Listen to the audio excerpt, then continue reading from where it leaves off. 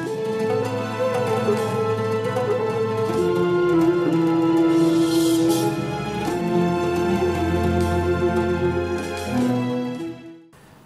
الله الرحمن الرحيم. الحمد لله رب العالمين، والصلاة والسلام على سيدنا وحبيبنا محمد وعلى آله وأصحابه أجمعين. خۆشەویستان و بەڕێزان بە دیدارتان شاد بووینەوە لە پرۆگرامێکی نوێی خۆشەویستیدا. بابەتی ئەم جارەمان پرسیاری بەڕێزێکە کە لە ئەوروپاوە ناردوویەتی، بەڵام بەڕێزیان تەکلیفی ئەوەی کردووە کە نامەکە وەکو خۆی هەمووی نەخوێنینەوە بۆ ئەوەی کەس و کار و کەسانی پەیوەندیدار بەم بابەتەوە ڕاستەوخۆ نەزانن کە باسی ئەوە. تەنها نووسیوێتی تکایە نامەکەم مامۆستای بەڕێز وەکو خۆی مەخوێنەوە، تێی بگە و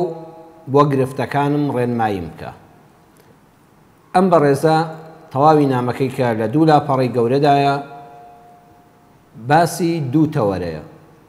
لەسەر تەکلیفی خۆی نامەکە ناخوێنینەوە کە حەقی خۆیەتی، ئەوەی گرنگە بابەتە گشتیەکەیە کە هەم بۆ ئەو بەڕێزە هەمیش بۆ کەسانی تری خۆمان بۆ هەموو لایەکمان لەوە ئەچێم گرفتە لە زۆربەی ماڵەکاندا هەبێ. ئەویش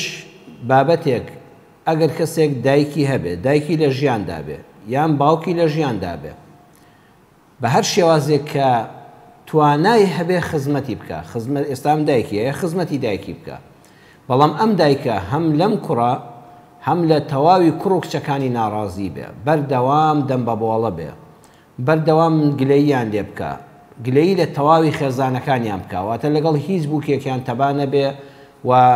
زمانی خێریان پێدا نەهێنێ. ئەم بەڕێزە دڵە بەڕاستی ناڕەحەتم، زۆر جاروام لێ دێ ئەگەر تەنها دەنانەت دایکم نەبێ هەر یەکجاری وازی لێ بێنم، چونکە نەمانبینی ڕۆژێک ئەو دایکەش بە دوعایەکی خێر بە دەستخۆشانەیەک دڵمان خۆشکە، بەڵکو بەردەوام لە خۆمان لە خێزانەکانمان لە هەموو خوشک و براکان دەم بەگلەیە. ئایا ئێمە چی بکەین؟ بەڕێزان، دایک باوک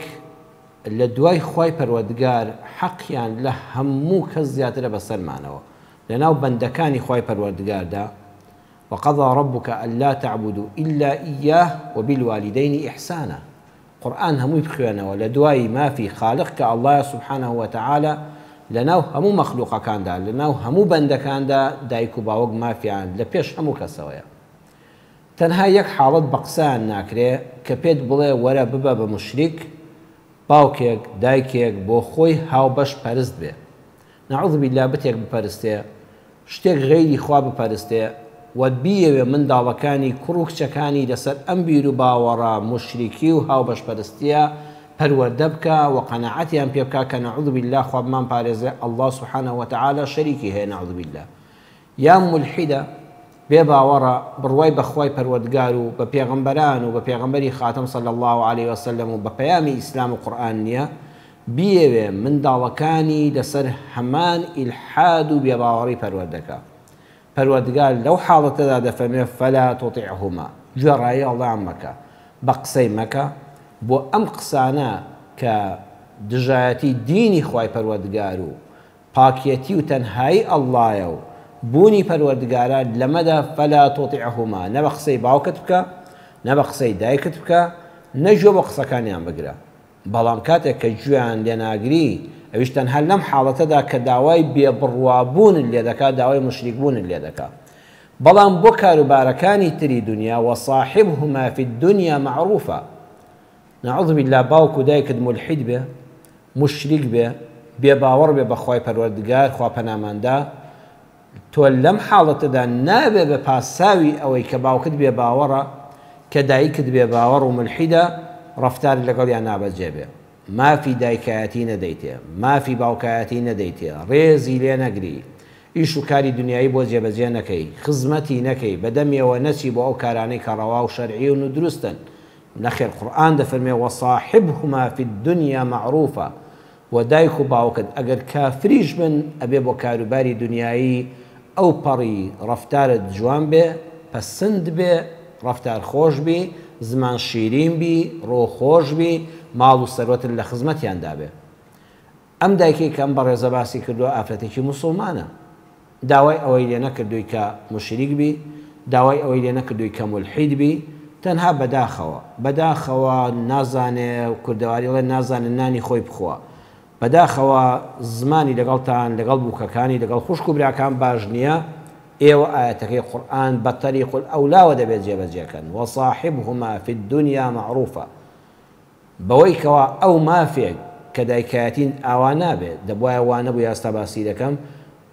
مافی ئەوەت لەسەر لا ناچێت کە بڵێ من خزمەتی دایکم ناکەم ئێوە خزمەتی بکەن و پاداشتی ئێوە لەسەر خوای پەروەردگارە و لە قیامەتا دەیبینیتەوە و لەم دنیاشا دەیبینیتەوە هەر کەسێک بۆ دایک و باوکی چۆن بێ یەقینتان هەبێ بەڕێزان واللهی ئاوا بە چاوی خۆت دەیبینیەوە مناڵەکان ڕەفتار لەگەڵا دەکەنەوە قسەی سارد و سووک بە دایک و باوکت بڵێ نایگەیەنیتە قیامەت لەم دنیادا منداڵەکانت قسەی سارد و سووکت پێ دەڵێنەوە دایکت و باوکت پیر و بەتەمەند بوون قێزت لێکردنەوانێ و بەرماوەی دەمت نەخواردن و لەسەر سفرە لەگەڵ خۆتا دان نەنیشاندن یەقینت هەبێ کە پیر بووی بەتەمەند بووی منداڵەکانت ئاوا دەتخەنە لاوە و لە ژوورێکی تەنیا دادەنێن و قێز و بێزت لێ دەکەنەوە بەرماوە خواردنەکە ناخۆن و ناوڵ لەسەر سفرەوی چی بسێنی بەرامبەر بە دایک و باوکت هەر لەم دنیادا پێش قیامەت دڵنیابن دەیدوریتەوە كتابك أحداث النهاية ونهاية العالم دكتور محمد حسان نسيويتي دكتور محمد حسان لو كتاب ده أحداث النهاية ونهاية العالم الله اسكندرية مصر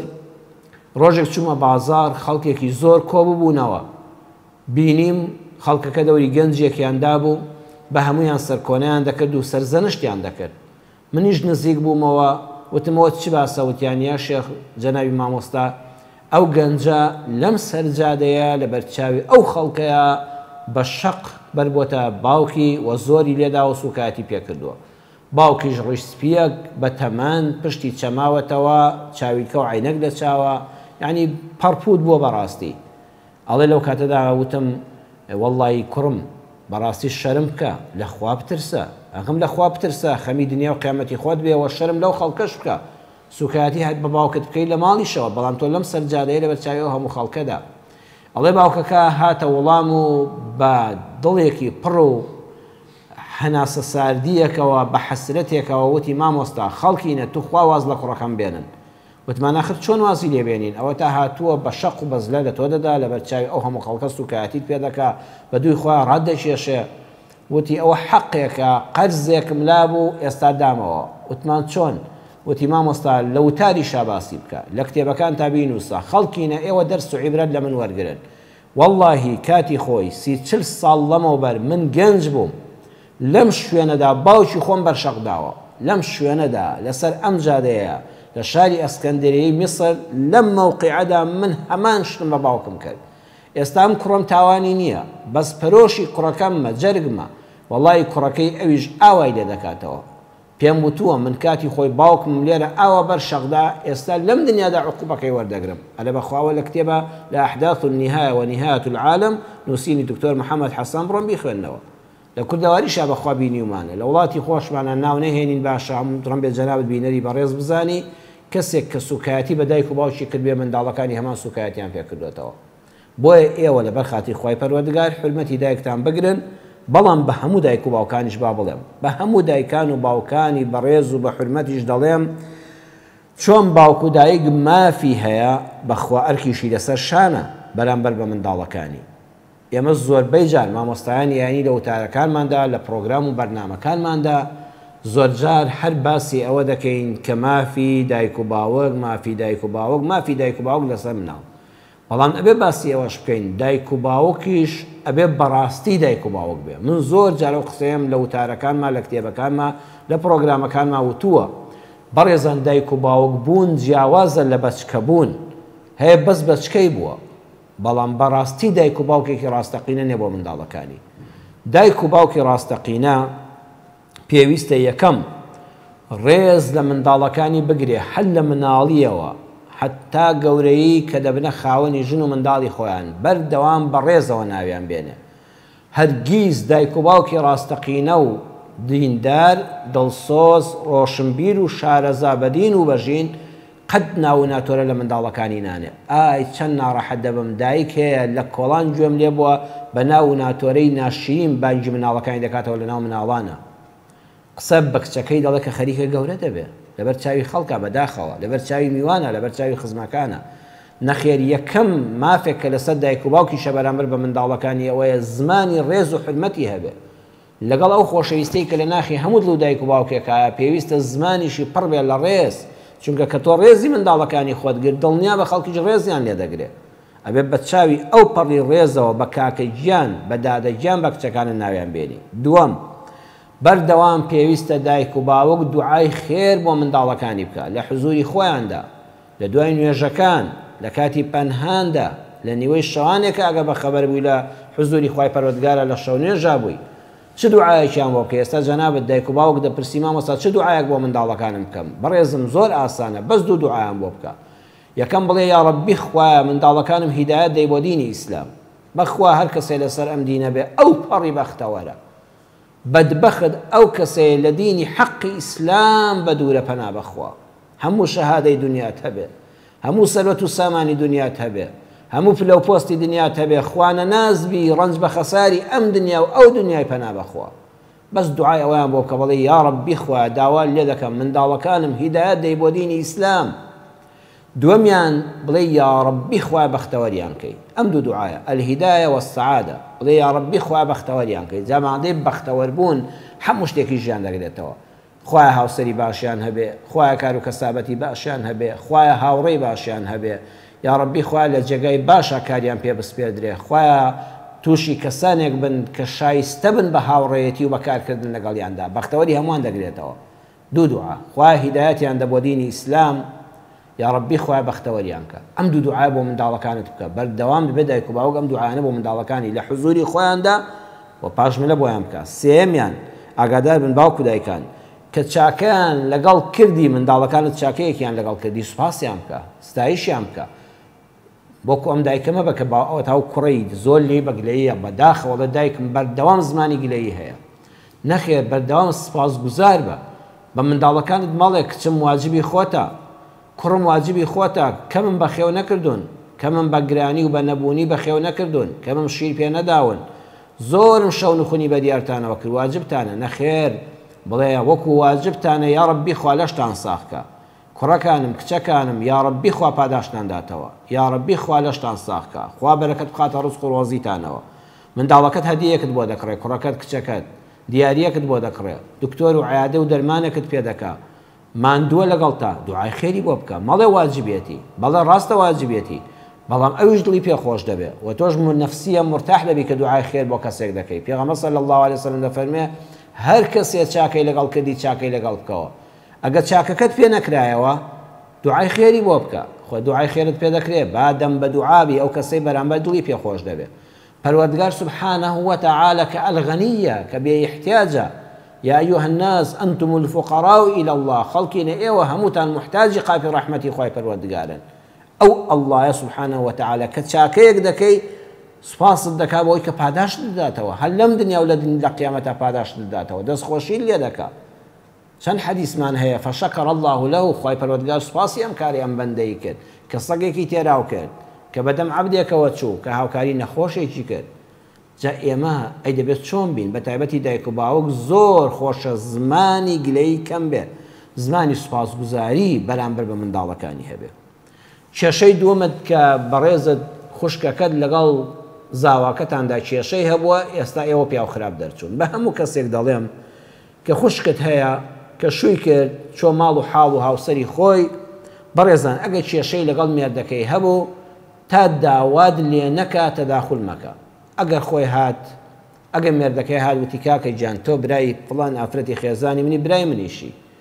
ئەگەر خوشکەکەت هات وتی کاکەی جان واللهی مێردەکەم گرفتارم لەگەڵیا فڵان ڕەفتاری بەدڵم نییە لە ڕووی دینەوە لە ڕووی ژینەوە تکایە وەکو برای هەردووکمان وەرە قسەیەکی خێرمان لە نێوانە بکە بچۆ بەڵام ئەو کاتە ژاگال لێبێ ئەو کەسێک کە دەچێتە نێوان کێشەی خوشکەکەی لەگەڵ زاواکەیدا ئەبێ ئاگادار بێت ئەمان بەیانی ئاش دەبنەوە بەس پیاوخراپی بۆ تۆ دەمێنێتەوە بەردەوام زمانی خێرت هەبێ یەکەم نیەتەکەت خێر بێ کە چووی بە نێتی شەڕەوە مەچۆ کە چوی بە نێتی ئەوە مەچۆ دیفاع لە خوشکەکەت بکەی و زاواکەت بشکێنی هەر چۆنێک بێ بڵێ وا خوشکمە حەق بێ هەر حەقە و ناحەق بێ ناحەق هەر حەقە نەخێر حەق لەسەر و هەموو شتێکەوەیە بەو نێتە بچۆ کە نێتی سڵحت هەبێ ئەگەر نێتی سڵح و ئاشتەوایی لە دڵتا بێ وەڵی خوای گەورە بەرەکەت دەخاتە قسەکانتەوە خوشکەکەت و زاواکەت ئاش دەبنەوە بەڵام تکایە خۆ پارێزە بەنێتی پیس مەچۆ بە گەورەکردنی کێشەکان مەچۆ بەلایەنگریکردنی ناحەق مەچۆ بەڵکو پشتیوانی حەق و ڕاستی بکە بەڵام بە زمانێکی شیرین بە حەق پشتیوانی بکە بەڵام بە حەق هەیە پشتیوانی حەق دەکا بەڵام دێی نازانێ حەقەکەش ناشرین دەکا دەیکا بە ناحەق بە حەق پشتیوانی حەق بکە لەگەڵ یا بە ئاگاشن لەوە بێ ڕۆژگارێک کە ئەوان ئاشبوونەوە پیاوخراپی بۆ تۆ نەمێنێتەوە کەواتە لەو حاڵەتەدا گە تۆ نێتت خاوێن بووە چوویتە بینی کێشەی خوشکەکەت و زاواکەتەوە ئێستا دواتە تۆ پیاوخراپی تۆ لای خوا پیاوخراپ نابین مهمە نێتت خاوێن بوو بێ و قسەکانت جوان و سەنگین بوو بن و باسی ئێوە دەکەی ئەگەر کەسێک منداڵەکانی تووشی نەخۆشی بوون ئایا دوعای کەسێک خوشکەکەت دوعا لێ بکە براکەت کەسێک ئەگەر تۆ قەدرت لە کەس نەکرد دەبێ ئەوە دوعاکان ئەوە منداڵەکان کە نەخۆشکەوتون هی ئەوە نییە دوعای ناحەقت لێکرا بێ و من لەو بڕوادام خوای پەروەردگار ئەلعەدلە منداڵێک کە تاوانی نییە کەسێک دوعا لە تۆ دەکات تۆ خراپەت بەرامبەر کردووە بڵێ یا ڕەبی خوا مناڵەکانت شەلل بن مناڵەکان تووشی نەخۆشی نەفسی بن دەی خواوانە تاوانیان نییە ولا تزر وازرة وزر أخرى لە چوار شوێنی قورئانە ئەم نەسە هاتووە ولا تزر وازرة وزر أخرى سيجار ألا تزر وازرة وزر أخرى يكجار يعني چوار جار مفهومی آياتەکە هاتووە تاوانی هیچ کەسێک ناخرێتە ئەستۆی کەسێکی تر نەخێر منداڵەکانی جەنابەت کە نەخۆشن هی ئەوە نیە خوشکێکت بە ناڕەوایان بەڕەوا دوعای شەڕی لە تۆ کرد بێ و لە منداڵەکانت گیرا بوو بێ ئەوە پەیوەندی بەوە نییە پەیوەندی بە نەخۆشی خۆیانەوە هەیە بەڕێزان بەرنامەکەمان ڕاستەوە خۆیە ناوبڕێکی کورتمان هەیە ئەچینە ناو بڕەکە دوای ناوبڕە کورتەکە ڕاستەوە خۆ دێنەوە خزمەتان ئینشاءالله و کاتە پەیوەندیەکانی جەنابتان پەیوەست بە تەوەرەی بەرنامەکە پەیوەست بە بابەتە ئاینیەکان کۆمەڵایەتیەکان خێزانیەکان گوێبیست دەبین گفتوگۆ دەکەین و ئەوەندەی لە زانستی ئێمەدا بێ بە ئیزنی خوای پەروەردگار وەڵامتان بدەینەوە بسم الله الرحمن الرحیم دووبارە سڵای خوای پەروەردگارتان لێبێ بینەرانی زۆر ئازیز و بەڕێزی پرۆگرامی خۆشەویستی بەرنامەکەمان ڕاستەوخۆیە بەو دوو ژمارەی کە لەسەر شاشەی کەناڵی دیمەن دەیبینن ئەتوانن پەیوەندیمان پێوە بکەن ئەوش لە زانستی ئێمەدا و بە فەزلی خوای پەروەردگار ئینشاءالله وەڵامی پرسیار و پێشنیارەکانتان دەدەینەوە ئێستا بزانم پەیوەندێکمان لە سەهێڵی تەلەفۆن هەیە خات و شاناس فەرموو خوشکەکەم سڵاوی خوا لە خوشکی بەڕێزم خات و شاناس بە ناوی ئەوانی شەو حرمەت و ڕێزمان هەیە زۆر سپاس أجمعين إن شاء الله تعالى فالمدادة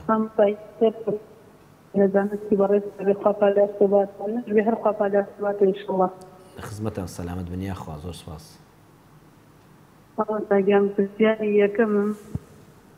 درباري أويك أعلم مروك أخويا رافع الروح إلى السيدة رجية الدنيا برزاقية توا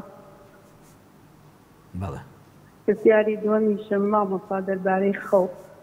خوت چیە گەێنێ خەوت چی ینی بۆ نمونە تۆ خەوی یا خەو بە مردویەکە بین یا بەزنیەکۆ بینی کەستان ئاگادارێ و خەوبینینە نین خۆکارەکەی چییە خۆی چییە لە ئاەتی قورئانە هەیە پرسیاری سێمیشم مامۆستاگیان کەم خۆم کەسێکم منم هەژدە بووە ئازدە نوێژم نەکردبوو ساڵ بەخوا بە هاوکاری هاوسەرەکەم لە دوای هەژدەوە نوێژم نەچووە ینی بە عەبدەن بەس من نەمزانیوە تا ئێستا لەم دوو سێ خۆزا لە پەیسێکا بینیم ئەڵێ چوار فەرزەکە بکەیت نیوەڕۆ بێ عەسر دوو ڕکعەتی ئەو ئەقەد ناخوێنی جوان ئەگەر ڕوونکردنەوەیتە لەسەرەوە من تا ئێستا زانیاریم لەسەری نەبووە عەفوم کە پرسیاری سێمە تۆ بەڵێ بمبورە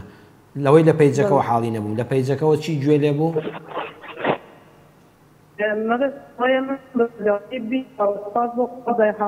یارمەتی هاوسەرێک بەڵێ بەڵەوە تێگەیشتم کە الحەمدوللا دوای دەست کردووە بە نوێژکردن ئێستامە بەستەوەی چی نەکەی ئەڵێ نوێژ بۆ نمونە ئەسر بێ نیوەڕۆ بێ لە هەر چوار ڕکعەتەکە دوو ڕکعەتی قوڵ من تا ئێستا نەمزانم دوو ڕکعەتی بەڵێ تۆ لە هەر چواریا خوێندووتە لە هەر چواریا خوێنی مەزانیاریم لەسەری ئاەت ڕوونکردنەوەی بێ بۆ من بە چاوان پایامەکە خۆی گەورە سەلامەتتان خوشکەشان است دەستەکانت خۆش بە سەر چاوپایەمەکە ڕێگەی زۆر سپاس ئینشاءالله لە درێژەی بەرنامەکەی وەڵامەکان دەبیستی. بەڵێ پەیوەندی دواترمان دایکی محەممەد فەرموو خوشکەکەم. عەلەیکم السەلام وەرەحمەتوڵڵا الله خوشکم بەڕێزەکەم دایکی محەممەد. دەستخۆشی ئەو تەوەرەت لێکە مامۆستا دەستخۆش بێ. زۆر سپاس بۆ جەنابیشتان. بەنسبەت تەوەرەکەت بۆ مامۆستا من لێ لەگەڵ خوشکەکەمە داخوازی و شتێک بووە تۆزێ بینی بلێن کچەکە و کوڕەکەی من بینیان تێکچووە. ئێستا یعنی خوشکە گەورەکەم نە تەلەفۆنم بۆکە نە قسەم لەگەڵا کات و هەنی بلێو لە جێی دایکشمانە دایک و باوکش نەماوە خۆلیان خۆش لەگەڵ بێشان بەس ئێستاکە ینی لەسەر ئەو مەوزوعە خۆی لێ خەتای ئافرەتەکەش بۆ خەتای کوڕەکە نەبوو چون بە دوایە نەهاتەوە کە نەشاتەوە لە ماڵ دایکی ماوە یعنی دایک بڕ باوکەکەی نەهاتەوە ئێستا یعنی ئێمە عەلاقەمان نەما زۆر عەلاقەمان پسڕا بێت جارێ لەگەڵ خوشکەکەتە. بەڵێ هەروەڵام مامۆستا ئەنجا پێشی متگوتم کە وەرەوە پیاوەکەی ئەیویستەوە ئێستاکە خۆتۆ فەرقەوە لێ من نامبێت چونکە بە قسەی منی نەکردووە قسەی منی شکانوە قەسەم گوناحبارە بێ مامۆستا. شێ گوناحبار دەبێ؟ کوڕەکەی من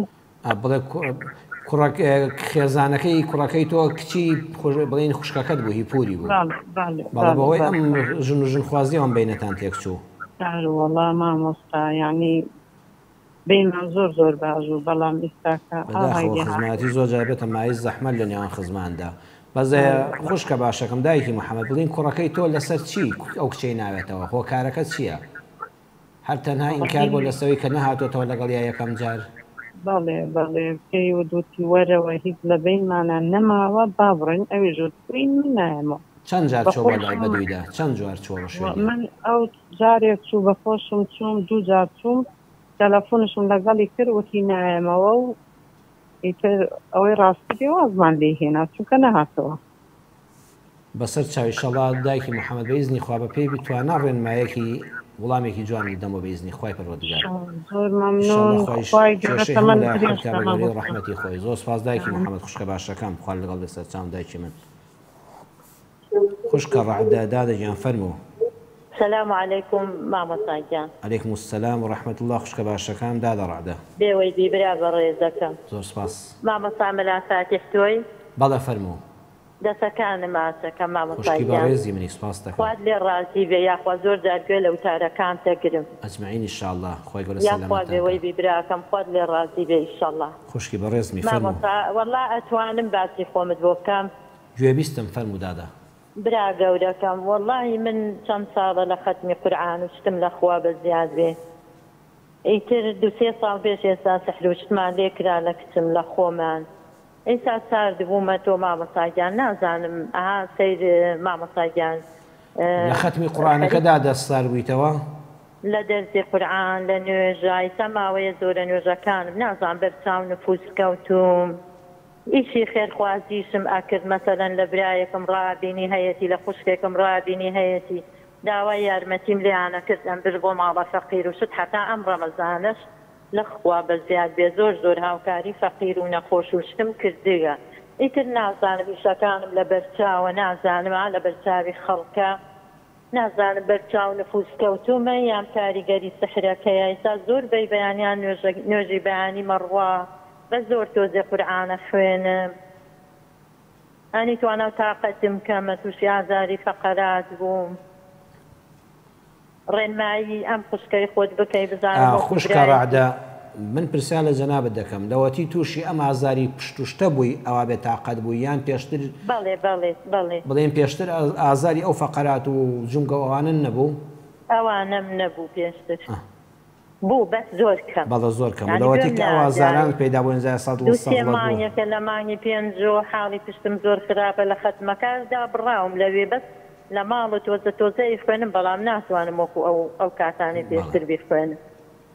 بەڵێ تەواو ئینشاڵڵا بە ئیزنی خوای گەورە خوشکە باشەکەم ئەوەندەی لە توانایی بەندەدا بێ وڵامێکی باشت دەدەمەوە کە دڵ و دەرونی جەنابی ئیسلاحات بکە بە ئیزنی خوای گەورە. بێوەی بی دوعای خێری سملێت ئەوێ بۆ نەخۆشیەکان بۆ یا ربی خوای گەورە شفاعت بدە، خوای ڕەحم بە ڕۆڵەی جەنابیش و هەموو ئەوانەی کە لە پۆلی وەکو پێشتر بگەڕێمەوە بۆ لای دینەکە بەخوا کە سحرەکەمان لێکرا چوین بۆ لای مامۆسایە بەڕێزی وەکو جەنابت لە کەلار وتی دادەگیان تۆ سحرێ زۆر خراپت لێکراوە بەس شکر بۆ خوا بە بۆنەی ذکر و یادی خوا و قورئان خوێندنەوە زۆر تەئسیری نەبووە لەسەرت. ئەدەوێت ئیزنی خوای گەورەی ئینشەڵا لە دڵ و دەرونی خۆت قسەت بۆ دەکەم بە ئیزنی خوای گەورە بە قسەی برای خۆت کە ئینشەڵا ڕزگارت دەبێت. ئینشاءالله خوای گەورە هەموو کتابەکانی پۆلی 12 یا ربی ئامین. خوای گەورە سەرکەوتویان کە خوا شیفای نەخۆشی تۆش و هەموو موسڵمانانیش بدە. کێشەی عائیلەی هەیە دوعای خێرم بۆ ئەویش بۆ بکەما دوعای ساڵحان بێ بینەرانی بەڕێزی ئینشاءالله هەموو دوعا دەکەین بە ئیزنی خوای گەورە خوا ئێستا حاڵی هەموو دەکە. خوشکە باشەکەی من خوشکە ڕعدە خوا بەدار بێ. سپاس گەورەکەم خوا لێڕازبێدادەگیان خوا لەگەڵ بێ سەرچاوانە. باوکی ئالان برای بەڕێزم. السلام عليكم مامۆستای بەڕێز. عليكم السلام ورحمة الله برای بەڕێزم باوکی ئالان.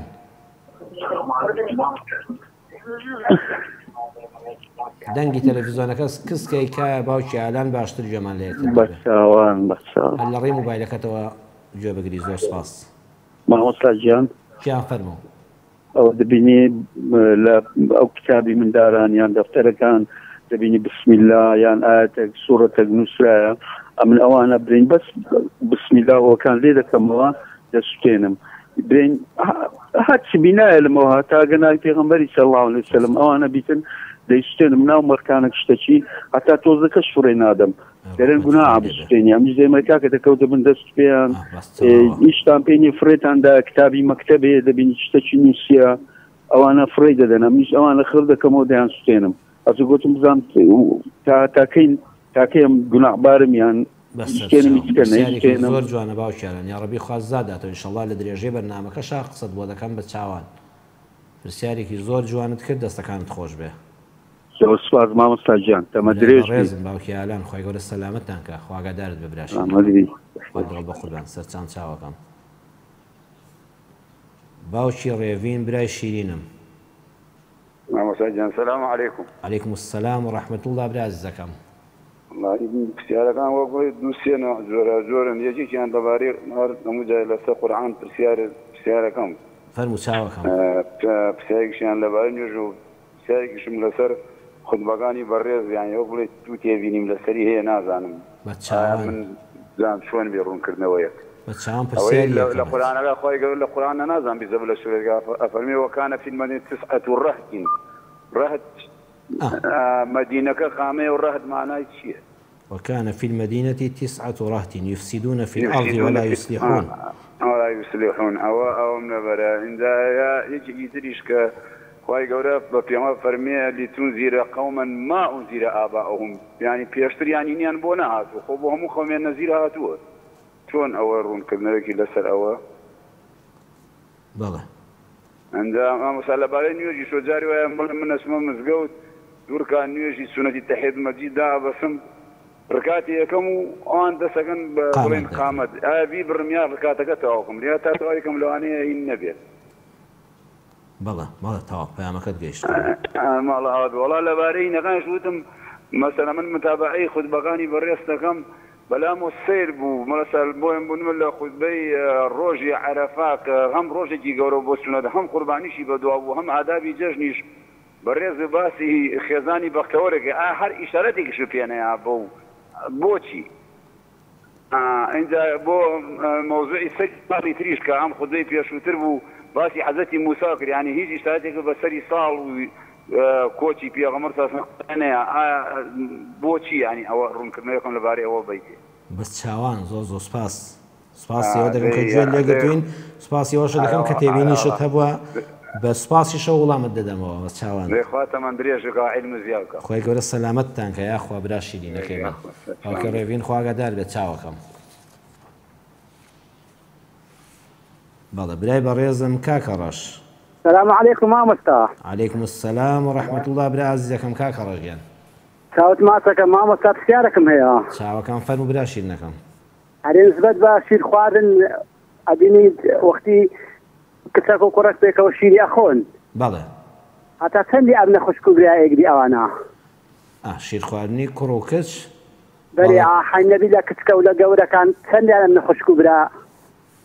بەڵێ بەسەر چاو تاوت ماچەکە مامەستا ڕێز هەیە ئینشاڵڵا برا شیرنەکەم کاکە ڕێژیان خوای گەورە بتان گەورەی سەرەت چاو مامەستا لەگەڵ دەسەر چاو ئەوە برام خوال لەگەڵ باشی بەڵێ براینە دوا پەیوەندی باوەرگرین خات و فاتیمە بۆی وڵامی پرسیارەکان بزانین بتوانین بدەینەوە ئینشاڵڵا فاتیمە خان فەرموو خوشکەکەم مامۆستاگیان سەلام عەلەیکم عەلەیکم السەلام وڕەحمەتوڵڵا خوشکە باشەکەی من مامۆستاگیان زەحمەت نەبێ من کاتێک کە نوێژی شەو نوێژ دەکەم یاخود نوێژی بەیانی یەکەم باوێش زۆر زۆرێم هەرچەند شەیتانیش بە نەحلە دەکەم بەڵام ئەو باوێش کە هەرواز نایەنێ هەرە سەرەکی تێ نازانم چ بکەم بەسەر چاو قسەت بۆ دەکەم ئینشاءڵڵا خوات فاتیمە خوشکە باشەکەی من خوالێت قبول تا شەو نوێژەکان ئینشاءڵڵا مامۆستاگیان زۆر بەڕێزی خۆزگا هەموو مامۆستایەک وەکو تو لە فەیسبووکە لە کەناڵەکانە باسی ئەم شتانیانە کرد بۆ ئەوەی هاوڵاتیان جوو لە خۆتبە جوانەکانتان بگرن لە قسە جوانەکانتان بگرن بەڕێزم فاتیمە خان خوشکەکە عەزیزەکەم سوپاس و دوعای خێرت دەکەم خوا ئاگادارت بێ خوال لەگەڵ برانی بەڕێز خوشکانی بەڕێز بینەرانی زۆر عەزیز با بچینە سەر ڕاستەوخۆ کاتەکەمان بۆی بەش بکە ئەو پرسیارە جوانانەی کە جەنابتان کردتان ئینشاءڵڵا سوودی هەموو لایەکمانی تێدایە بەندەش بە قەدەر ئەوەندەی کلەی بزانین ئینشاءڵڵا وەڵامتان دەدەمەوە خات و شاناز وەکو یەکەم پەیوەندی سێ پرسیاری هەبوو دەڵێن مرۆڤ کاتێک کە خەوت ڕوحەکە لە لاشەی دەڕواتە دەرەوە واتەم دەمرێ دواتر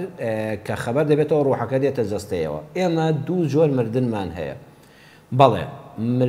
خەوتن جۆرێکە لە مردن الله يتوفى الأنفس حين منامها پەروەردگار خۆی سبحانه وتعالى دەفەرمێ کاتێک کە مرۆڤ دەخەوێ پەروەردگار دەیمرێنێ بەڵام ئەو ڕوحە یەکجاری جەستەی بەجێ نەهێشتووە جۆری دووەم لە مردن ئەوەیە کە جارێکی تر ڕوحەکە ناگەڕێتەوە بەڵێ خەوتن کاتێک کە مرۆڤ دەخەوێ ئەوە نییە ئەو ڕوحەی کە پێڵان ڕوحکێشان واتە ئەو ڕوحە لە بەدەن نەهاتوەتە دەرەوە بەڵام ئەو گیانەی کەوا کە خوا پەروەردگار خۆی دەزانێت قولی ڕوح من ئەمری ڕەبی پەروەردگار دەزانێت خۆی ڕوح چۆنە واتە ئەم ڕوحە لە کاتی خەویشا چۆتە دەرەوە بۆیە هەندێک جار زۆریش جاری بینراونەکە هەندێک جار نمونونەکانیش لەبەر چاون خات و شاناز و بینەرانی ئەوەش دەزانن خەڵکانێک هەبوو کە خەوتووە ئێوارە ساغ و سەلامەت هیچ نەخۆشیێکی نەبوو بەیانی کاڵ یان ساندۆ بۆ نوێژی بەیانی یان نوێژی بەیانی من خەڵکم بینیوە لە مزگەوتە لە جەماعەتە لەگەڵ ئێمەدا بووە نوێژی بەیانی بە جەماعەت کردووە زیکر و تەسبیحات لە مزگەوتە هیچ عیبی نەبووە وەختێک کە سەعات حەوت وانە بە شوێن منە هاتوون دەڵێ مامۆستا مام حاجی فڵان کەس عەمری خوای کردو چۆن خوبانی لە مزگەوت لە جەماعەتی من نوێژ دابوو وتیان وەڵا ڕاکشاوەتەوە کە هەڵ نەستاو بە نان و چای بەیانی هەستە هەستەیەکەی نەماوە کەواتە بەڵێ مردن ڕوحەکە دەڕوا لە کاتی خەویشە بەڵام ئەوەی کەوا ئەجەلی مابێ ینی تەمەنی مابێ ئەوە ڕوحەکە دەگەڕێتەوە ڕوح دەرچوونی کۆتایی نییە کە پێڵەن مردنی گەورە بۆیە لە کاتی خەوتنە سنەتی پێغەمبەر صلی الله عليه وسلم و پێویستیشە ئینسان شایەتمانی بە حەق بێنێ شایەتمان بێنێ زیکر و ئەورادەکان بخوێنێ واگە بۆی بکرێت و دەرونی فراوان بێ بڵێ ڕەبی خوا گەرنی هەموو خەڵک ئازا بێ لە کاتی خەوتنە هەمیشە خۆ پارێزی کەنێتی خەیاڵاتی خراپ پەنا بەخوا لە دڵتانە بێت چکە نەوەک لەسەر ئاو حاڵەتە بمری لەسەر چی بمری لەسەوە زیندوو دەبیەوە بەڵێ قسەکەی جەنابەت ڕاستە مرۆڤ کە دەخەوێ ڕوحەکە بەجێ دێڵە بەڵام ئەو مردنە گەورە نییە کە مردنی کۆتاییە و مرۆڤ دەخرێتە قەبرەوە بۆیە لە کاتی خەوتنە زیکرەکان شایەتمان دڵ و دەروون پاکی دوعاکردن بۆ موسڵمانان زۆر زەرورە ئەڵێ خەوت چییە و خەوێک بە کەسێکەوە دەبینی لە کاتی خەوە خەو شتێکی حەقیقەت و ڕاستە تەنانەت خەونی کافرانیش ڕاستە وەکو لە سوورەتی یوسفا پەروەردگار لە قورئانە بەنەس دەفەرمێ پاشای میسر کە ئەو کاتە کابرایەکی کافر بووە خەونێکی ڕاست و دروستی بینی کە لە سوورەتی یوسفا زۆر بە جوانی و بە درێژی باس کراوە حەوت مانگای لە ڕوو لاواز حەوت مانگای قەڵە و گوڵەگەنمی تەڕ و تازە و پڕ لەدان گوڵەگەنمی لاواز و بێدان و وشکلیان هەڵان وشکیان کردن یوسف پێغەمبەر سەلامی خوا لەسەر بێ خەونەکەی ئەم پاشا کافرەی لێکدایەوە خەونێکی ڕاست و دروست بوو دوو صاحبەی سجنی دوو هاوڕێکەی یوسف کە لە سجن نابوون هەردووچیان کافر بوون بەڵام خەونەکەیان ئەو پەڕی ڕاست بوو چۆن یوسف معناکەشی بۆ لێدانەوە ئەو کافرانە خەونەکەیان ڕاست یەکیان لە سێدارە درا و یەکیشیان چۆوە کۆڕی پاشاوە بۆ شەڕابژێڕان بۆیە خەو کۆمەڵە حاڵەتی تایبەتە ڕوحی ئەم مرۆڤ هەندێک شتی تایبەت دەبینێ جاو پەیوەندی بەوە نییە مسلمانیان کافرە عەرزم کردن بە نەسی ئاەتی قورئان لە سوورەتی یوسفە کافرەکانیش خەونی ڕاست و دروست دەبینن بەنسبەت ئیماندارانیشەوە پێغەمبەر صلی الله عليه وسلم فرمودەیەکی هەیە ئەصدقهم رؤيا ئەصدقهم حەدیثا بە ڕاستترین خەونی مسلمانانی ئومەتم هی ئەو کەسانەیە کە زمانیان ڕازگۆیە کە درۆیان کەم دەکەن کە زمانی ڕازگۆیان هەیە خەونەکانیشیان ڕاستترن حاڵەتێکی تایبەتە یعنی ئەو ڕوحە ئەم سەراوسەری دنیا دەڕوات لە مەسافەی چەند چرکەیەکە هیچ خەونێک نییە بگاتە دەقەیەک دوو دەقە لە مەسافەی چەند چرکەیەکە خەونێکی دوور و درێژت بینیوە و بە ئاگا دەیتەوە جاری وایە هێشتا بە چیچکانەوە دانیشتو کە خەونەکەت بینیوە هێستا چەند دەقەیەک لە خەوتنەکە تێپەڕی نەکردو کە ئەو خەوە دوور و درێژت بینیوە جیهانێکی تایبەتە وە خەونیش فەزلی خوای پەروەردگارە جاری وایە تۆ ئازیزێکت نابینی بەڵام بە خەون دەیبینی ئازیزێکت مردووە مشتاقی تا مەزرۆی بینینەوەی قەت نایبینیتەوە تا قیامەت بەڵام لە ڕێی خەوە دەیبینیتەوە ئەوەش فەزلی خوای پەروەردگارە بۆ چاکان و بۆ پاکان دەڵی دوای 18 ساڵی نوێژم کردووە بە هاوکاری هاوسەرەکەم یا ڕەبی خوای گەورە خێزانتان بەختەوەرکە خات و شاناز یاخوا ئەو مێردەت لێ پیرۆز بێ ئافرین بۆ ئەو پیاوە بە ڕێزەی بە زمانی شیرین بە حکمت و دانایی قەناعەت بە هاوسەری دەکا کە نوێژەکانی بکە بەنسبەتەوە کە لە هەر چوار کاتەکە قول هو الله خوێندۆ هیچ ئیشکالی لەسەر نییە ئەوەی پێشوو نەتزانیوە بەڵام عیبادەت ئەوەیە کە پێغەمبەر صلی الله عليه وسلم چۆنی فێرکردوین ئەوای بکەین لەمەوەدا بەس لە دوورکاتی یەکەمای بیخوێنە ئەوەی ڕابردوو نەگوناهت گەیشتۆتێ و نەخراپت کردووە باڵیکو ئینشاءالله ئەجری تەواویشت بۆ نووسراوە تەکلیف لەو کاتەوەیە کە لەسەر کە زانیوتە ئێستا لە دوایەوەی کە ئەو بابەتە زانیوە لە دوای ئەم بەرنامەیەوە کە بۆ دڕون دەکرێتەوە لە نوێژی نیوەڕۆدا لە نوێژی عەسردا لە نوێژی عیشادا و لە نوێژی مەغریبدا تەنها لە دوورکاتی یەکەمدا قل هو الله أحد یانی ئینا ئەعطەینا یان قل أعوذ برب الفلق و ناس دیان سوڕەتی چکەکە دەخوێنی لە ڕکاتی سێیەمدا لە مەغریبا و لە ڕکاتی سێیەم و چوارەمی سێ نوێژەکەی ترا تەنها کە کتوبە لە ضالین ئامین یەکسە بڕۆ بۆ ڕکوع هیچتر مەخوێنە ئەوەی ڕابردوو دڵی خۆتی پێوە ناڕەحەت مەکە ئینشاءالله خوا ئەجری تەواوی بۆ نووسی بەو و پیرۆزباییش لێ دەکەم سوپاس بۆ خوا کە هاوسەرگیریەکەت بۆ تەمایە ڕەحمەت خوا بەرەکەت و ڕەحمەتتان بەسەرا بارێنێ کە چەند خۆشە دوای هاوسەرگیری ئافرەت لە ڕێی مێردەکەیەوە فێری نوێژ و عیبادەت و تاعەتی خوا بێ ئینشاءالله خوای گەورە لە ڕابردووشت دەبورێ و بۆ داهاتوش هیدایەتی هەموو لایەکمامدا و خێزانتان هەر بەختەوەر بێت دایکی محەممەد دەڵێ بەهۆی ژن و ژنخوازیەوە لەگەڵ خوشکەکە مابینمان تێکچوو کە بەداخەوە زۆر جار خزمایەتی ژن و ژنخوازی کە لەگەڵ خزمانە نەکرێ یەکێک لە هۆکارەکانی ئەوەیە خوا نەخواستە وەکوەوەی کە بووکەکە لە دەستدا خوشکەکەشت ئێستا تۆ خەریکە لە دەست دەدەی بەڵام ئێوە هەوڵدەن پەیوەندی خوشکایەتیتانان مەبچڕن کوڕەکەت گوناحبار دەبێ یان نا جارێک خۆی چووە ئەو بووکە نهاتوێتەوە جارێک تۆ چووی نهاتوێتەوە بەڕێی من بێجاری سێەم کەسانێککەت بنێرن کەسێکی پیا و ماقوڵێک مامۆستایەکی ئاینی کەسێکی دڵسۆزی هەردوو لاتان جاری سێمیش بچن یعنی بە زۆر هێنانەوەی ناکرێ بە تەکلیف ناکرێ ئەگەر ئەوە خوشکە بە ڕێزە ژومێدەوارم کە ئینشاڵڵا گوێی لە ئێمەش بێ ئەویش مادام کوڕەکە مەمنونی بوو دایکی کە جەنابتی مەمنونی بوون کە پیاوێکی بە ڕێزیش چوو بە شوێنیان مەمنونی بوو هەر نەهاتەوە نەخێ کوڕەکەی جەنابیشت گوناحبار نابێ بە شەرتێک عەزیەتی نەدابێ ئەمە ئاگامان لە بابەتەکان نییە خۆمان گوناحباری لای خوا نەکەینەوە هەر بینی خۆیان دەزانن کوڕەکەت ئازارێکی دڵ و دەرونی وای نەدابێ ئەم ئافرەتە دڵی وا ڕەش بوو بێتە ماڵ و مێردی بەرچاوکەوت بێ ئەگەر ئەم کوڕە هیچ تاوانێکی لەو بابەتە نەکرد بێ ئەم کوڕە هیچ گوناحبار نابێ وەکو چۆن نیکاح هەیە بە شەرعی خوا جیابوونەوەش بە شەرعی خوا هەیە ئێمە لە قورئانە فێری یاسایە کراوین فەئیمساکم بمەعروف ئەو تەسریحم بإحسان ژیانی هاوسەری بە ڕێزاندوو بەشە بە یەکەوە بژین بە جوانی ئەگەر نەتانتوانی مەیکەن بە شەڕ و هەرا و گرفتی خێزانی و لێکدابڕینی خێزانەکان ئەو تەسریحم بإحسان لەوێشە با دەست لێک بەردانەکە هەر بە جوانی بێ هەر بە جوانی بە یەکەوە بە جوانی بژین نەتوانی بە جوانی بە یەکەوە بە حرمەتەوە لێکجیا ببنەوە یا ڕەبی خۆی گەوری ئیسلاحی حاڵیان بکە خوشکە ڕەعدە دەڵێ چەند ساڵی ختمی قورئان و کاری خۆبەخشیم کردووە خوا پاداشت داتەوە بەڵام بەداخەوە دڵە سیحر و جادومان لێکراوە کە من زۆر لەگەڵ ئەوەش نیم ئەو مامۆستا بەڕێزە حرمەتم هەیە بۆ خەڵکی شاری کەلار و مامۆستا بەڕێزەکانی بەگشتی ئەو مامۆستاش کە نازانم چێ و جەنابیشت ناوچکن نهێنا باش نییە مامۆستانی بەڕێز بە هەموو خەڵک دڵێن ئەوە تۆ سیحری لێکراوە دەتخاتە گومانەوە. ئینسانی قورئان خوێن کەسێک کە سوڕەتی فەلەق و ناس دەخوێنێ، سوڕەتی ئیخلاص دەخوێنێ، لە دوای نوێژەکان ئایەتول کورسی دەخوێنێ، جەنابەت ئەهلی ختمەی قورئان بووی سوڕەتی ئەلبەقەرە خوێندووە، وەڵڵاهی سیحر و جادو ئەو کاریگەریە ناکە. سیحر و جادو هەیە، بەڵام ئەوە نییە کە میلەتی ئێمە بەم شێوەیە گرفتاری بووە، هەموو شتێکمان نەدەچێتەوە سیحر و جادو. من بە خات و ڕەعدە بڵێم تۆ دوای نەخۆشیەکەت کە تووشی ئازاری فەقەرات و پشت و جونگەکان بووی، ئازاری ئێسقانەکان، ئازاری فەقەراتەکان، هەمووی کاریگەری لەسەر دڵی ئینسان هەیە، بێتاقەت دەکا، خەمبارت دەکا، دڵت تەنگ دەکا. بەڵام من بە جەنابەت دەڵێم سیحر و جادو لێ نەکراوە. ئینشاءڵڵا کاری خێرخوازی نەفەست کاری لێ ناکات، تۆ کارت بۆ خوا کردووە، خوا دەتپارێزە. بەعەکسەوە سەدەقە دەفعی بەڵام موسیبەتە، سەدەقە دەفعی ئەوەیە چاوەزارت لەسەر لادەبا، سەدەقە و یارمەتیدانی هەژاران و دوعا خێرەکانیان و ئینسان دەستی خێر بێت لەم دەستە وەریگرێ بە ئەمانەتەوە بیگەنێتە ئەو دەستا بەقەدەر خێر کارەکە تۆ خێرت بۆ نووسراوە. یاخوا حەدیسی پێغەمبەر صلی الله علیه وسلم ئینسان بە سەدەقە و خێر و خێرات لە سیحری ساحران، لە چاوی چاوپیسان، لە زوڵمی زاڵمان خوا دەیپارێزە بە ئیزنی خوای گەورە. بۆیە خوشکە ڕەعدە دڵی خۆت لەولایەنە پاککەوانێ. ئەو مامۆستایش خوای ڕازی بێ دەبوایە دڵ و دەرونی تەنگ نەکردیە، نەخێت بەهۆی ئایازارەکانتەوە کە خوای ئینشەڵڵا شیفاشت دەدا، سەردانی دکتۆری پسپۆڕی پشت و فەقەرات و ئەوانە بکە و دەرمانەکانی بەکاربێنە. ئینشەڵڵا ئەوەش هەر پاداشتی لای خوایە و کەفارەتی گوناحەکانتە خوشکە ڕەعدە. بەڵام بە قسەی برای خۆت بکە لە دەرس و دەورەکەت دامە بڕێ. إنما يأكل الذئب من الغنم القاصية. پیغمبر صلى الله عليه وسلم روح بقرباني ناوي محمد مصطفى صلى الله عليه وسلم أفرمي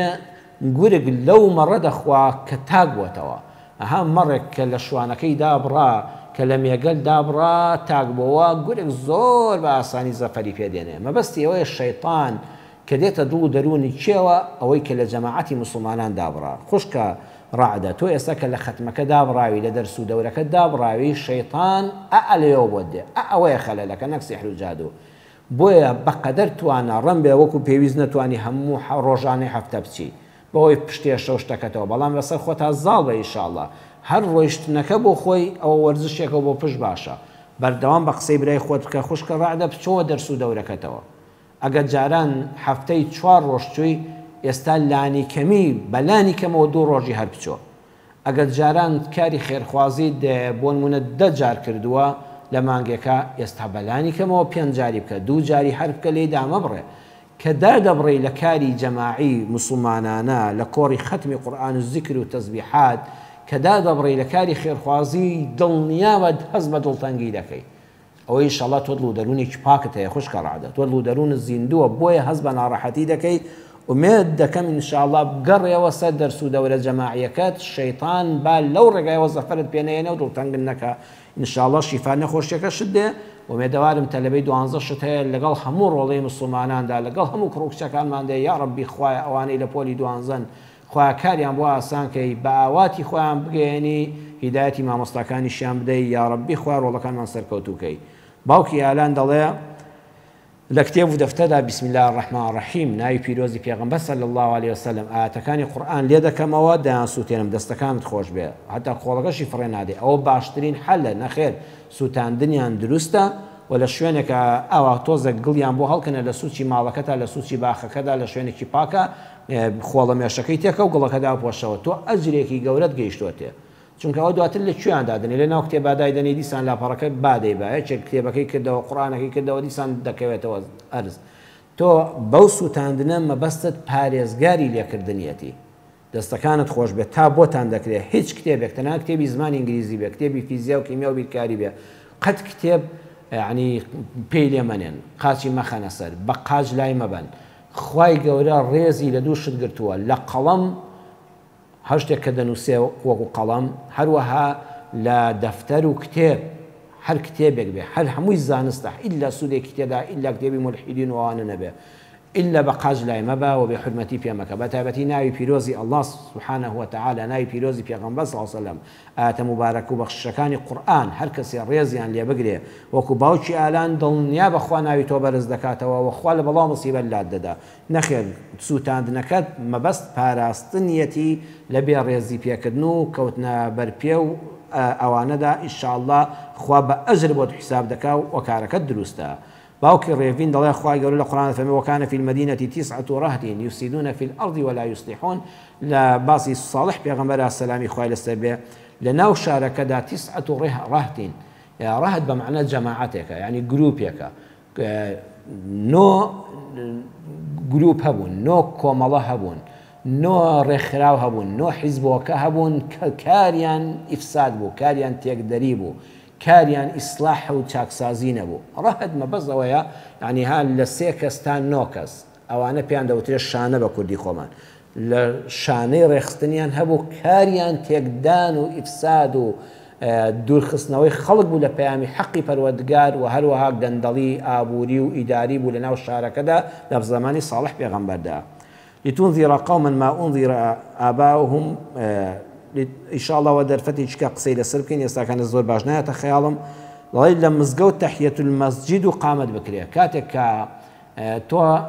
نجي تحية المسجد دا بس قامت كرا يكسر السلام دا وهل ببيو بلام أقل الركاتيك تكدبو دزاني قامتك كسك بريكو بيك بدريجي ديكا وما مصلحتها ورحمتي خواتان لبي رزقتان ريق بي وموبايل كانتان صامت كانوا أمانة دلتو نوێژەکەت بە کورتی و بە پوختی خێراب بیکە بتن ئەم جافریای نوێژەکە دەکەوێت بەڵام ئەگە زانیت هەتا ڕکاتی دووەم دەکەی مامۆستا نوێژدا دەبەستێتەوە لە ئەوەڵی نوێژدا بەستنەوە فریان ناکەوی ڕکاتێکت کردو یەکسەر لە شوێنی خۆت سەلامدەوە بەڵام بەس جەنابەت دڵم باوکە ڕێڤین و بە هەموو موسڵمانە من خۆشم وا دەکەم کە دەسمە مزگەوتەوە تەماشای ئەو تەوقیتە بکەن ها بە دیوارەکەوەیە پێت دەڵێ بۆ نمونە ئێستا 1 دقەی ماوە بۆ کاتی قامەت 2 دقەی ماوە بۆ کاتی قامەت ئیتر تۆ پێویست ناکە خۆت ساغڵەتکەی نەخێر بە پێوە ڕادەوەستم دانانیشم بە بێدەنگی لەبەر خۆمەوە زیکری خوا دەکەم تەسبیحات دەکەم هەتا وەکو قامەت خوێن هەڵدەستێ و قامەتەکەی دەکات سەیری سەعاتەکە کە تەوقیتەکانی تێدا لە هەموو مزگەوتێکایەوە کارێکی زۆر باشە ئەوە تووشی ئەوە نابیکە بە ئیحراجی ئەگە زانیت 4 دقەی ماوە 3 دقەی ماوە نوێژەکەت بکە ئەگە زانیت وایە 1 دقەی ماوە لەسەر کاتی ئەوەیە ئیشارە لێ دەدا قامەت خوێن هەستێ قامەت بکە تۆ سونەتەکەت مەکە ئەڵێ لە سەر وتارەکان کە گوێتگرتووە هەر زۆر سوپاست دەکەم مەمنونی ئەو کەسین کەوا گوێی لە پەیامی ئێمە بوو بێت لە ڕۆژی عەرەفەدا باسی خێزانی بەختەوەرت کرد واقعان وایە بەڕێزان وتارەکانی ئێمە من بەتایبەتی ئێستا کە مزگەوتی گەورەم لە بەدەستانی هەر بۆ خۆمان کۆمەڵە برا وتاری خۆمان دەدەین بەداخەوە بارودۆخەکەمان لێ ئێستادا وایە وتارەکانی ئێمە بە ئیزنی خوای گەورە هەموو ساڵەکان هەمووی کراون بە کتێب هەمووی دەنووسرێتەوە هەمووی دەکرێت بە کتێب هەمووی ئینشاڵڵا چاپ دەکرێت بە ئیزنی خوا بە پێی توانەوە خەریکین و زۆریشمان لێ چاپ کردووە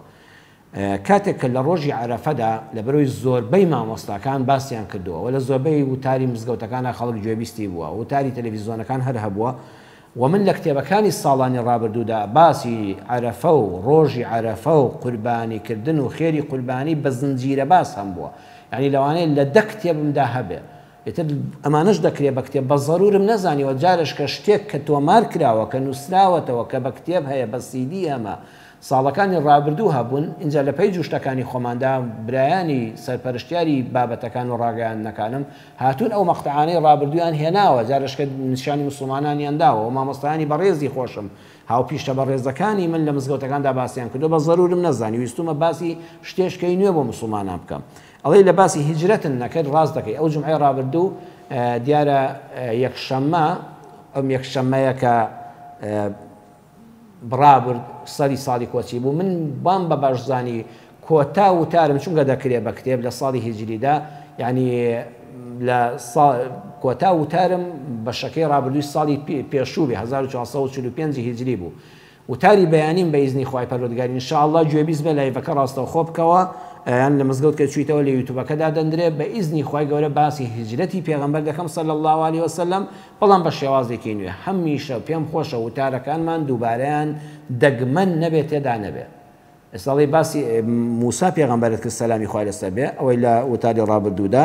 فعلا وایە باسی هیجرەت نەکرد وتاری بەیانیم بە ئیزنی خوای پەروەردگار باسی هیجرەتی پێغەمبەر صلی الله علیه وسلم بەڵام یەکێک لە دەرسە گەورەکانی هیجرەتی پێغەمبەر صلی الله علیه وسلم ئەینا پێم خۆش نەبووم ئەوەی کە ساڵان وتومە دیسانەوە لاپەڕەکان بێنین و دووبارەیان کەینەوە ئەوەی مامۆستایەک خوێندوێتەوە لە مزگەوتەوە جەناب 20 تەمەنیش هەمان شت دووبارەکەمە وتاری یەکێکمان زیادەیە ئینشاءڵڵا بەیانی گوێبیست بە شتی نوێ لەو بابەتەوە بە ئیزنی خوای پەروەردگار دەبیستی دەستەکانت خۆش بێ سوپاسی شت دەکەم کەوا بە تێبینی و بە وردیەوە گوێ لە وتاری ئێمە گرتووە ئەوە گوێگرتنە لە وتار یەخوا دەستەکانت خۆش بێ و خوددا پاداشت داتەوە باوکی ڕێبین کاکەڕژ فەرمووی شیرخواردنی کوڕۆکز شیرخواردنی کوڕۆکز چەندیان دەبنە خوشک و برا کاکەڕەش برای شیرینم هەموو موسڵمانانی بەڕێز بینەران کوڕ و کچێک کە شیر دەخۆن بە یەکەوە دەبێت تەمەنیان یعنی تەمەنی ئەم کوڕایان ئەم کچەکە لە مافرەتە شیر دەخوات تەمەنی لە 2 ساڵ کەمتر بێ یعنی تەمەنی 2 ساڵ و 1 ڕۆژ بوو تەمەنی 2 ساڵ و مانگێک بوو چەندی شیر دەخوا استفادەی نیە ئەم دایکە نابێتە دایکی شیری بۆی واتە لە تەمەنی 1 سعاتی هەتا 2 ساڵ و لە مەسەبی شافعیدا ڕەحمەتی خوای لێبێ 5 جار شیری خوارد بێ 5 جار لە ماوەی ئەو 2 ساڵەدا شیری خوارد دەبێت لە 2 ساڵی تەمەنی منداڵەکەدا 5 جار شیری ئەم ئافرەتەی خوارد دەبێت لە مەسەبی ئەبوو حەنیفەدا 1 جاری شیری خوارد بێ ئەم منداڵەکەی جەنابەت کوڕێکت هەیە جەنابەت وا با نمونەکەت کاکەڕەش بۆ ڕوونکەمەوە جەنابەت کوڕێکت هەیە لە خێزانی من هات 5 جار بە مەسەبی شافعی یان جارێک بە مەسەبی ئەبوو حەنیفە شیری خوارد خێزانی من دەبێتە دایکی ئەو کوڕی تۆ واتە ئەو کوڕی تۆ بوو بە ئەولادی ماڵی ئێمە ئەگەر کوڕە دەستنوێژی لە خێزانم ناشکێ هەتایە چونکە بوو بە ئەولادی ماڵی ئێمە من کچم هەیە پێش کوڕەکەی تۆ لەدایک بووە ئەوانە خوشکنی خوشکە گەورەنی لە دوای ئەوەی کە کوڕەکەی جەنابەت لەگەڵ کچەکەی مناکە بە بەرمەمکانەوە بە شیری خواردووە ئەمان دەبنە خوشک و برا دوای خێزانی من چەند کچی تری دەبێ ئەم کوڕی تۆ ئەوانەشی هەموو لێ حرامن بۆی زۆرجار لە کوردەواری ئاڵێن ئەوانەی لە پێش ئەوەوە لەدایک بوون یان ئەوەی کە لە دواوە لەدایک دەبن نا ئەوا تێبگە کوڕەکەی جەنابەت خێزان شیری تێدا نەبووە هێناوتانە لە ماڵی ئێمە لە خێزانی من شیری خواردووە ئەو کوڕی جەنابەت هەموو کچەکانی ماڵی منی پێ حرامە هەموو کچەکانی ماڵی منی پێ حرامە بەڵام جەنابەت کوڕێکی ترت هەیە هیچ شیری لە خێزانی من نەخواردووە کوڕەکانی ترت هەمویان کچەکانی منیان پێدەشیا بە مەرجێک ئەو کچەی منیش شیری لە خێزانی تۆ نەخوارد بێ و ئەگەر ئەوەی کە منداڵی جەنابەتە کچ بوو هات شیری لە خێزانی من خوارد هەتا لە من حرامە چونکە بوو بە کچی شیری منیش و هەموو کوڕەکانی من ئەوەی لەمەوە پێش لەدایک بوون ئەوەی کە شیری لەگەڵ کچەکەتا خواردووە ئەوەی کە لەمەوەدا کوڕەکان لەدایک دەبن هەمویان دەبنە برای کچەکەی تۆ ئەوە بەو شێوەیە بەڵام جەنابەت کچی ترت هەیە لە کوڕەکانی من حرام نابن بە مەرجێک کوڕەکەی منیش شیری لە دایکی لە خێزانی جەنابەت نەخوارد بێ بابەتێکی زۆر ئاسانە و زۆر ڕوونە و موسڵمانان دەتوانن لەگە بابەتەکە گەیشتە حەدی ئەوەی کە کوڕ و کچێک شیریان بە یەکەوە خواردەوە نێتی هاوسەریان هەیە پێش قسە لێکردنی لە نزیکی شەوا بۆ مامۆستایەکی ئاینی باسکەن کە من وابزان بەگەر یەک دوو جاری تر لە بابەتەکە لە پرۆگرامەکەدا گوێی لێ بگرنەوە زۆر بەڕوونی بۆم باسکردن خات و فاتیمە وەکو دوا پەیوەندی فەرمووی خوشکە بەڕێزەکەم یا ڕەبی خوا لێت قبوڵ کە شەو نوێژ دەکەی باوێشک زۆر دەدەی واقعان ئینسان کاتێکە لە خەو هەڵدەستەیە بە تایبەتی شەوگاری کورد ئینسان ئەگەر فرسەت بێنێ و کاری مەردان و جوامێرانە هەستێ بەشێک بۆ خوا تەرخانکە و لله والذين يبيتون لربهم سجدا وقياما قال سورة الفرقان وصف عباد الرحمن دكا يشهد صفات يعني أويا شوان بآغان بقيام وبسوز دبردن للشون يجابوا خوي پروردگار بلام لربهم تنها وتنها خواه لبرخاتري تو وهيش تيكي ترنبه باوشك ددي زرد بنيجكان الناقة بلام أدبن لخدمتي خوي پروردگار دا وبو خوش زيادة دل بعبادتك خوش به خوش كفاطمة من يقرن ما يكي خيري جناب الدكم كهستاي هر زور باشتريش دوای وی که دزنیشت گرد مچو سر برمالکه پرداخل او بخو با او خواردنەوە ئینسان چست و چالاک دەبێ پەنجەری ماڵەکەت بکەوە یا مەدخەلەکە بکەوە تۆزە بڕۆ هەوایەکی دەرەوە هەڵمژە ئەگە گەرمیش بێ لە هاوینە هەر کێشەنیە یعنی هەوا گۆڕکەیەک بکە چەند هەنگاوێک وەرە بە هۆڵەکەدا بە ژووری نووسنەکەتدا بۆ شوێنەی کە نوێژی لێ دەکەی ینی 10 جار 15 جار وەرە وەکو وەرزشێک وایە تر خەو بوردەودە لە کۆڵت دەبێتەوە بەڵام تۆ خێرا دەستنوێژەکەت هەڵگرتووی هێشتا چاوەکان بە خەو بچێسە بەرماڵ بە دڵنیاییەوە باوێشکرد دێ بۆیە هەم ئاوەکە بخۆوە هەم هەوایەکی پاک هەڵمژە لە دەرەوە هەمیش چەند هەنگاوێک چەند جارێک وەرەوە بڕۆ ئیتر ئەو خەوە بەردەدا ئەو باوێشکانە نامێنێ ئێمە خۆمان تەجروبەمان هەیە کە لە ماڵەوە تا دەچینە مزگەوت لە مەزگەوت باوێش کوشتمان نایە بەڵام کە سنەتی پێشنوێژی بیانێکە لە ماڵەوە دەکەین لەواسی ئێمە ژوامان لێ هاتوێ بەڵام بە هەر حاڵ هەر شتێک کە لە دەسەڵاتی مرۆڤدا نەبێ لە دەسەڵاتی مرۆڤ نەبێ ئەو باوێشکانە نوێژەکەت بەخێر بەکەی بەتاڵ ناکاتەوە شەو نوێژەکانت و گوناهباری لای خی پەروەردگار نابی. خی هیدایەتی هەموو لایەکمان بدا باشتر لە دینەکەی خۆی حاڵی بین بە بەرەکەتی ئەم ئیسلامە ئینشاءالله هەموو لایەکمان بەختەوەر بین. سوپاس بۆ نامەکانتان کە بۆتان ناردین، سوپاس بۆ پەیوەندی جوانەکانتان، ئومێدی خۆشەویستیتان بۆ دەخوازم ماڵەکانتان پڕ بێ لە خۆشەویستی خی پەروەردگار بین، خۆشەویست بین لە ناو یەکتریدا لە ڕق و قینە بە دوور بین، خوا لە بەڵاو مصیبەت هەموو لایەکمان بە دوورکە. خی پەروەردگار ئاگای لە هەموو لایەکمان بێت تا پرۆگرامی داهاتوو بە خی پەروەردگارتان دەسپێرم. والسلام عليكم ورحمة الله وبركاته.